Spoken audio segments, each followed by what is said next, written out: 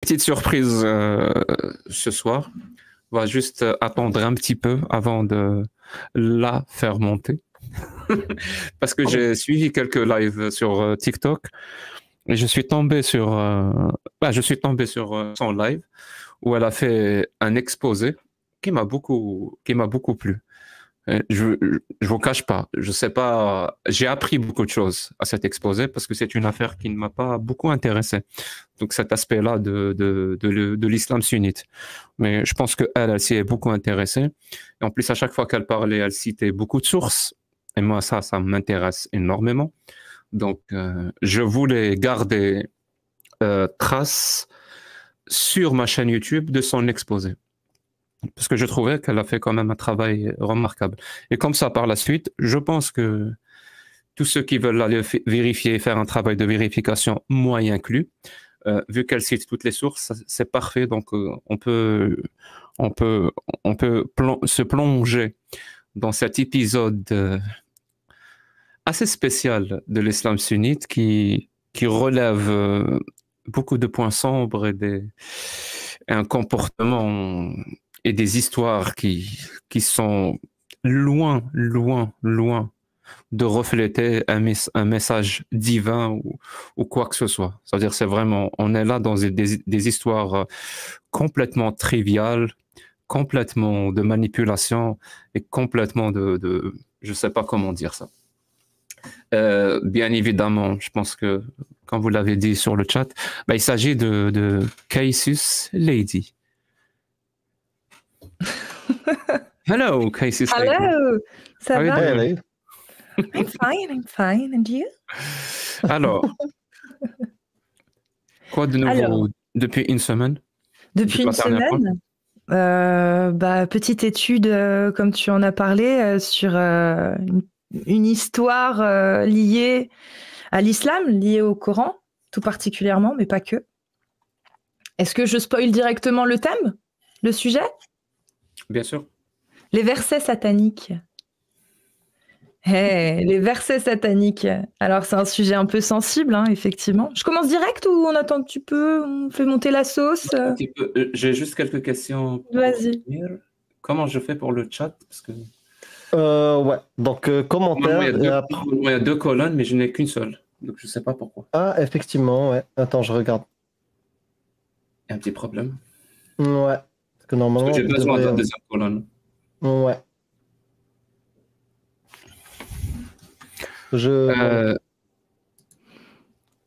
Tu t'en occupes. Ok, merci beaucoup. Oui, je te cache pas que j'ai vraiment envie de commencer par ça. J'espère que tu t'es préparé parce que ça fait déjà un petit moment que je t'ai prévenu que ça allait être que tu allais faire ton exposé. Un petit moment, ouais. Ouais. Tu m'étonnes. Au moins quelques minutes. Au moins quelques minutes. Je dirais au moins 20 minutes. Ça va. Au moins. Ça va. On peut faire beaucoup de choses en 20 minutes.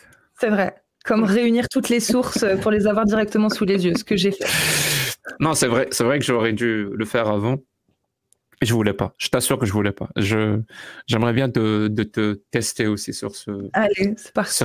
Sur cet aspect-là, de agir comme ça sur un petit peu de pression et tout. Voilà. Donc on est. J'aime l'improvisation.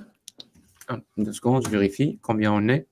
Donc on est pratiquement 2200 personnes sur le chat. J'espère qu'il y a des modérateurs. Normalement, oui, sur le chat. Déjà, nous, Amir aussi est modérateur. Oui, il y a des modérateurs.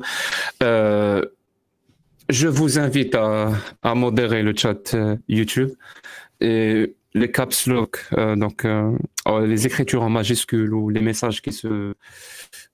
merci Zmegli, merci Joseph. Donc les messages qui se répètent à chaque fois, c'est pas la peine. D'ailleurs, je pense... Ça va, le chat n'est pas trop rapide ou je réduis un peu... Là, ça va. Pour l'instant, ça va. Là, ça va. Ouais. Ok. Si vous avez besoin d'aide, les modérateurs, n'hésitez pas. Voilà, vous m'envoyez un message sur Messenger. Voilà, comme ça, je peux pas le rater. Ouais, réduit. Là, je suis passé sur YouTube, ouais. Je suis passé sur YouTube. Alors. C'est vraiment bizarre. J'arrive pas à voir les 2 colonnes comme la dernière fois, tu vois, des commentaires. Peut-être parce qu'il n'y a pas encore beaucoup de gens qui ont fait des super chats. Et je ne sais pas comment on réduit. C'est dans les paramètres YouTube Studio. Live. Paramètres. Peut-être dans le live. Ok. Je suis sur le live.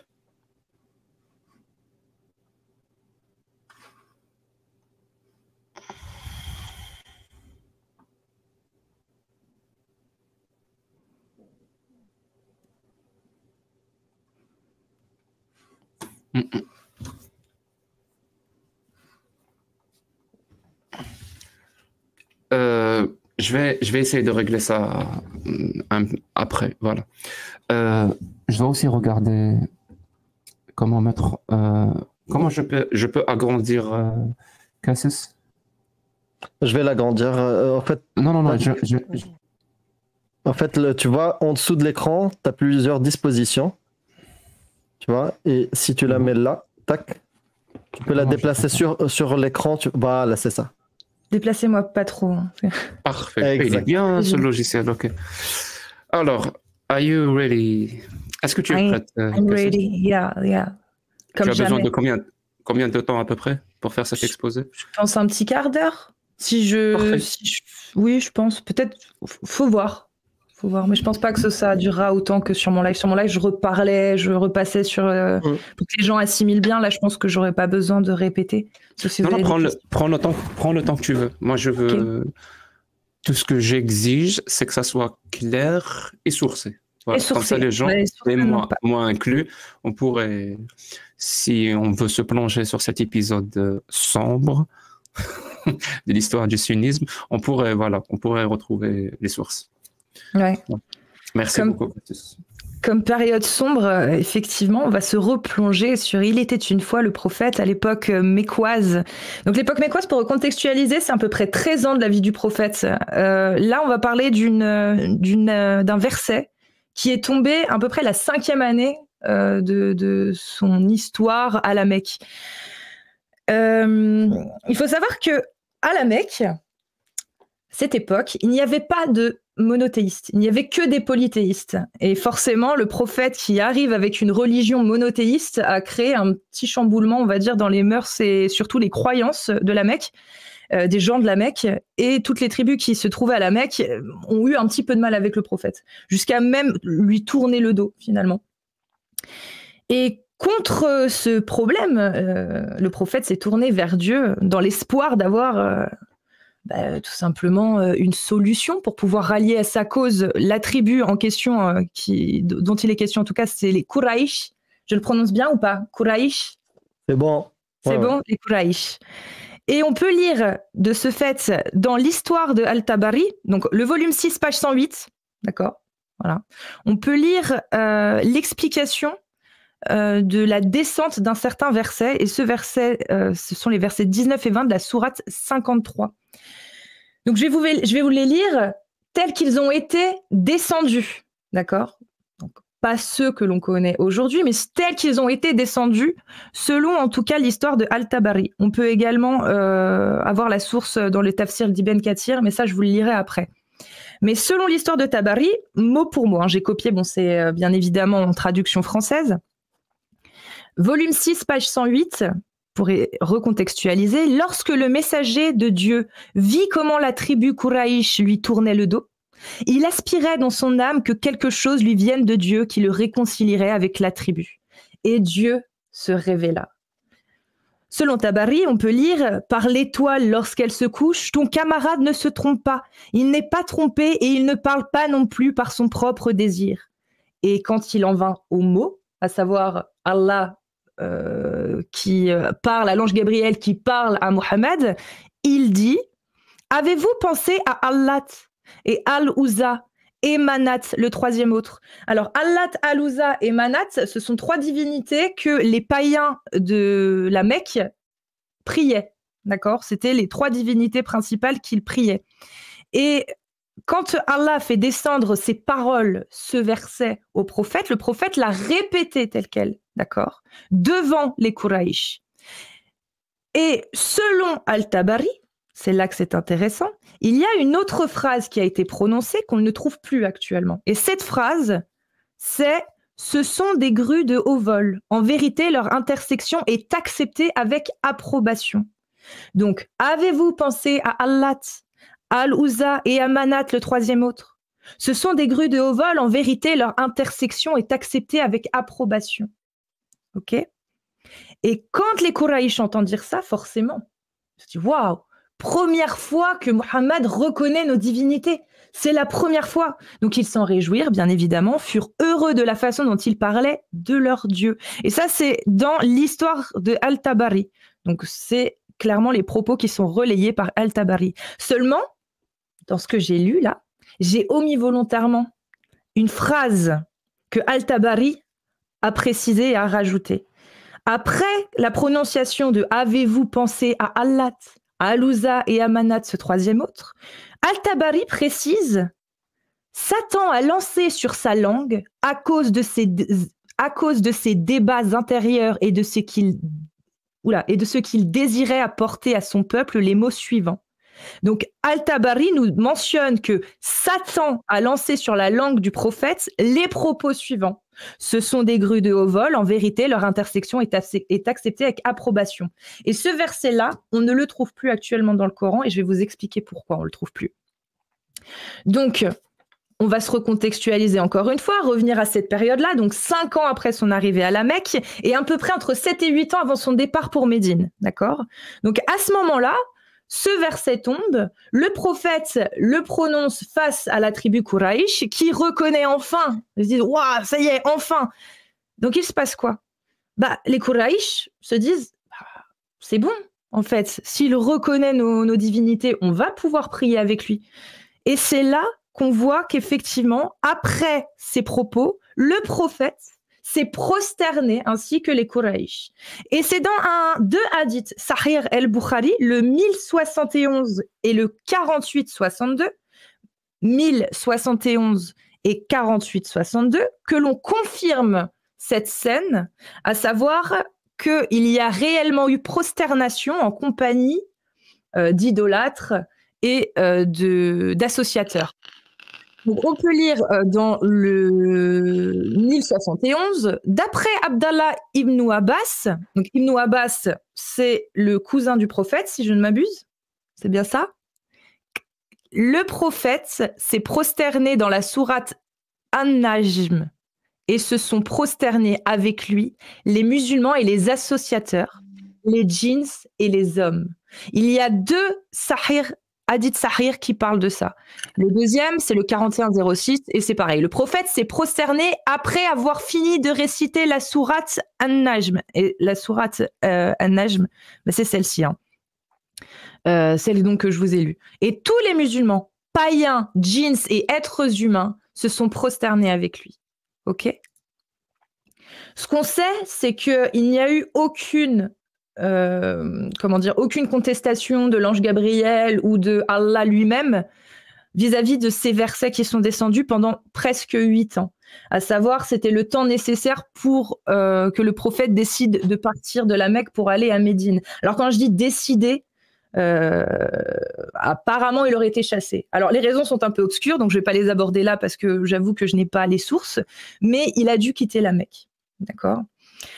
Donc, en quittant la Mecque et en allant sur Médine, là, il y a eu une remise en question. Parce que je le rappelle, depuis la descente de ces versets jusqu'à son départ de la Mecque, il se prosternait et récitait ces versets-là. Donc les versets qui reconnaissaient, n'est-ce pas, les 3 divinités païennes. Allat, Al-Uzza et Manat.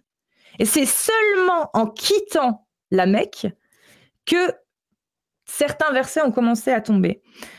Par exemple, l'un des versets duquel on va pouvoir parler également, c'est dans la sourate 22, les versets 52, 53 et 54, que je vais vous lire maintenant, et vous allez comprendre peut-être un peu plus où on veut en venir.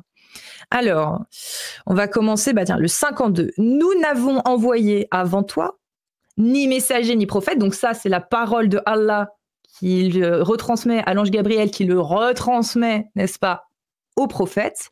Nous n'avons envoyé avant toi ni messager ni prophète qui n'ait récité ce qui lui a été révélé, sans que le diable n'ait essayé d'intervenir pour semer le doute dans le cœur des gens au sujet de sa récitation.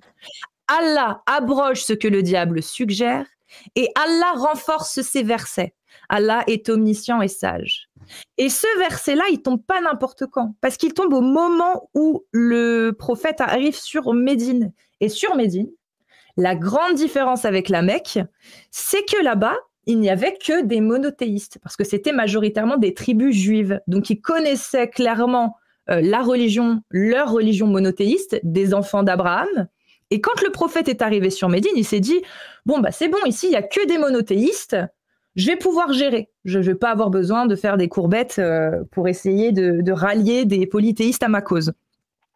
Seulement, quand il est arrivé à Médine et qu'il s'est fait passer pour le successeur finalement de la parole abrahamique, de la parole des enfants d'Abraham, en tout cas des descendants d'Abraham, bah, il s'est confronté à des gens qui connaissaient la religion et qui la connaissaient très bien, étant donné que c'était, pour ainsi dire, majoritairement, exclusivement des juifs, des tribus juives. De ce fait, quand le prophète a commencé à parler de ces versets qui étaient déjà descendus, bien évidemment, il en est venu à aborder la sourate dont j'ai parlé, donc la 53, versets 19 et 20. Donc, c'est le verset que je vous ai récité au tout début, où il est fait mention des 3 divinités païennes. Bah, les Juifs, ils ont dit, il y a un problème. Forcément, je vais vous le relire quand même. Avez-vous pensé à Allat, à Alouza et à Manat, ce 3e autre? Ce sont des grues de haut vol, en vérité, leur intersection est acceptée avec approbation.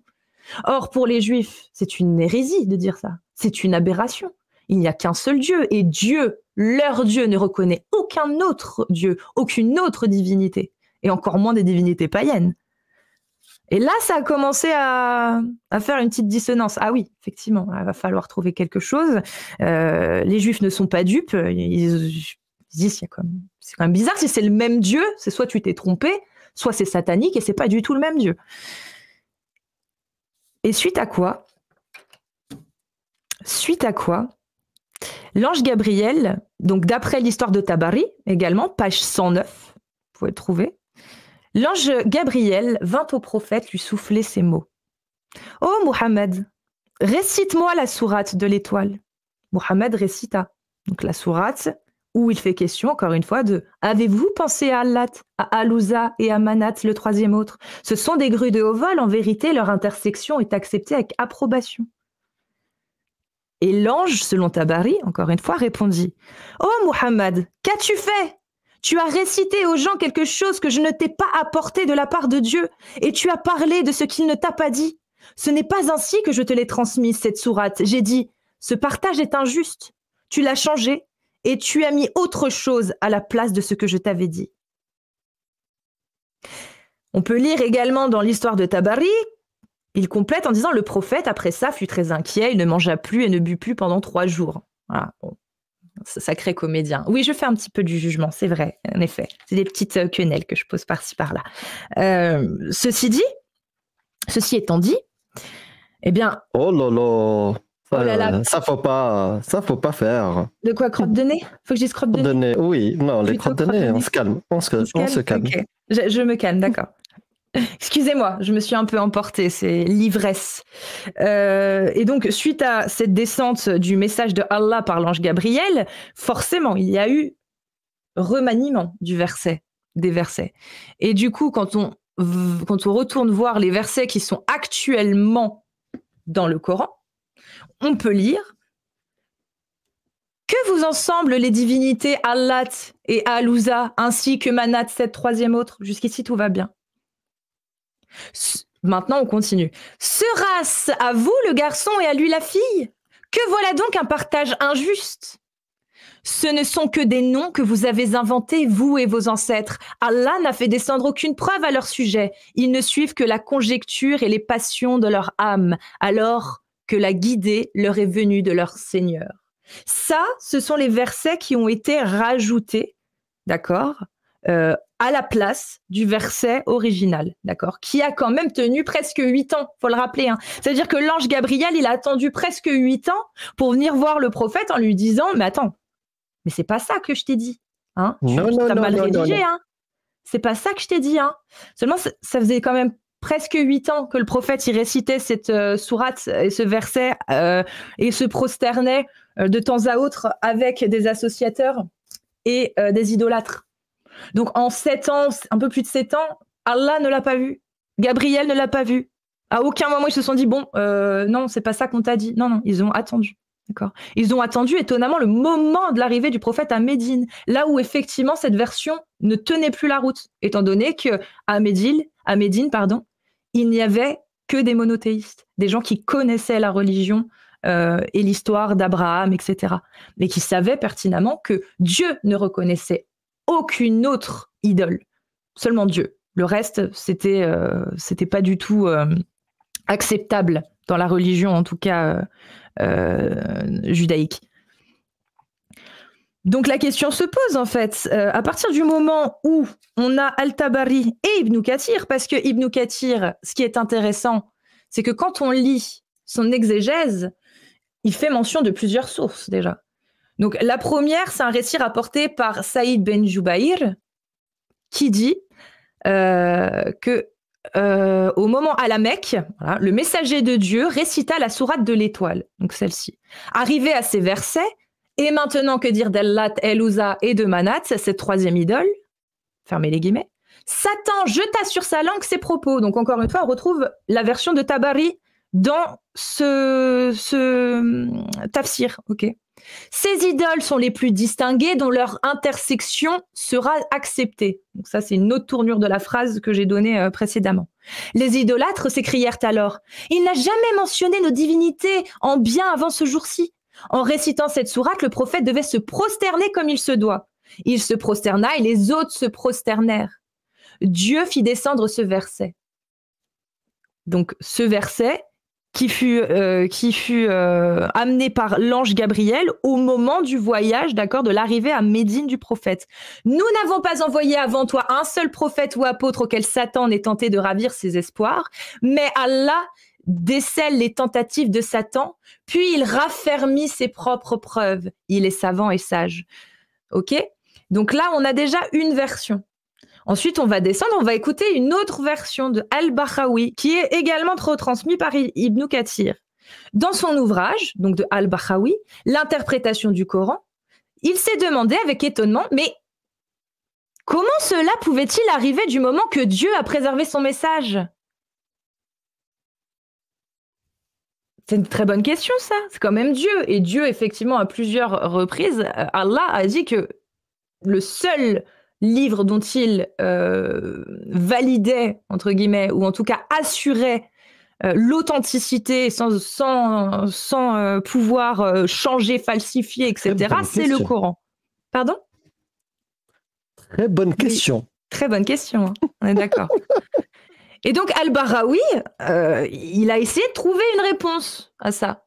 C'est la seule source que j'ai trouvée qui tient ce discours-là, mais c'est une source qui pourrait se tenir. Et pour donner une réponse concrète, il dit « Satan avait jeté dans les oreilles des polythéistes ses propos attribués au prophète. Ils crurent que cela fut déclaré par le messager de Dieu, alors que c'était le faire du démon. C'est de cette façon qu'on doit commenter un tel événement. Ça pourrait se tenir. Si je n'avais pas cité avant ça l'histoire de Tabari, qui explique la descente de l'ange Gabriel. Encore une fois, où l'ange Gabriel demande à Mohammed de lui réciter la sourate. Donc, il récite la sourate. Et l'ange Gabriel lui dit, mais c'est pas ça que je t'ai dit. Donc, Al-Bahawi, là, je pense qu'il n'avait pas dû lire la biographie d'Al-Tabari, l'histoire de Tabari, parce que sinon, il aurait compris que ça ne tenait pas. Al-Bukhari, maintenant, rapporte que Ibn Abbas, dans son commentaire, a dit « Quand un prophète désirait quelque chose, Satan lançait autre chose dans son désir. Puis Dieu abroge ce que Satan lance. » Donc là, Al-Bukhari, il nous dit clairement que d'après Ibn Abbas, quand le prophète désirait quelque chose, Satan pouvait lancer quelque chose d'après autre chose, en tout cas d'après son désir. Donc là, on est en train clairement d'avoir comme affirmation que Satan a des pouvoirs similaires à Dieu. Ah, là, on parle quand même du créateur de l'univers hein, et de toutes choses. Omniscient, miséricordieux, bref. Satan, à côté, c'est censé être un petit caca. Mais il arrive à interférer.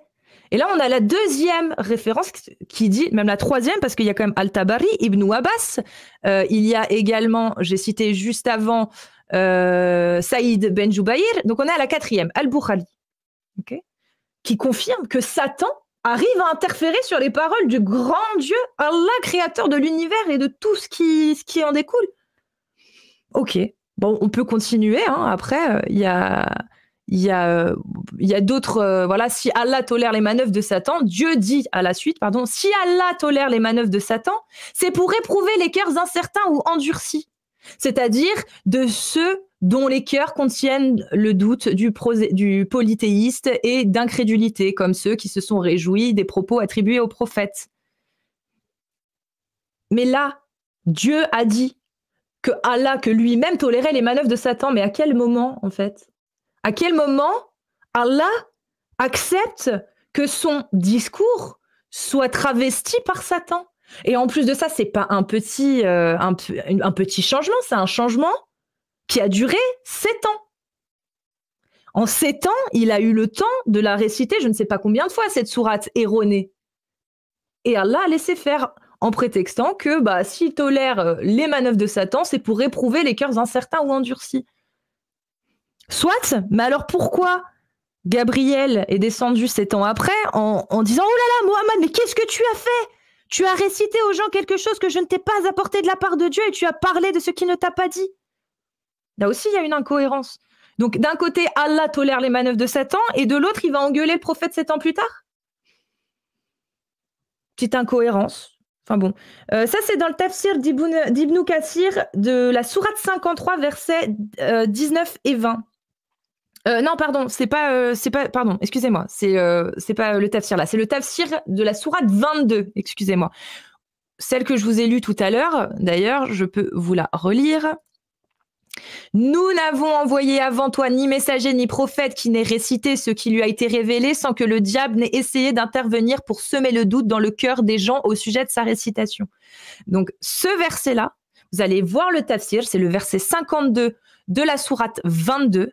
Et dans le tafsir d'Ibn Kathir, mais également, vous pouvez le trouver dans le tafsir de Al-Jalalayn et également dans l'histoire de Tabari. Ok. Dans les trois, vous avez les références. Donc, ma question est la suivante. Comment le diable, un petit caca, a-t-il pu parasiter à ce point le message du créateur de l'univers? Et vraiment, donc oui, la source Al-Jalalayn, pour ceux qui demandent, Al-Jalalayn, je le prononce bien ou pas? Oui, je pense que ça devrait le faire. Perfect. Voilà. Alhamdulillah, la prononciation est parfaite. Donc d'un côté, effectivement, on a Allah qui dit des choses qui les abroge après, Allah qui se contredirait peut-être, apparemment non, il se contredit pas parce que ce serait l'œuvre du shaitan, donc le shaitan a réussi à interférer dans les paroles du Tout-Puissant, donc déjà c'est incroyable, sacré à cœur. Mais la question, la vraie question quand on sait ça, si Satan a réussi pendant 7 ans, plus de 7 ans, à faire dire aux prophètes un verset qui n'était pas l'œuvre de Dieu, mais l'œuvre du shaitan, alors comment on peut savoir quels versets sont authentiques et quels versets ont été parasités par Satan? Comment on peut le savoir? Puisque 7 ans après, il a fallu attendre 7 ans pour que l'ange Gabriel s'en rende compte quand même. Donc comment on peut être sûr de la véracité des versets après ça, après qu'on sache ça? De tous les autres versets, tous ceux qui sont tombés par la suite? Est-ce que Satan aurait pu interférer ou est-ce que c'était la seule et unique fois? On ne sait pas.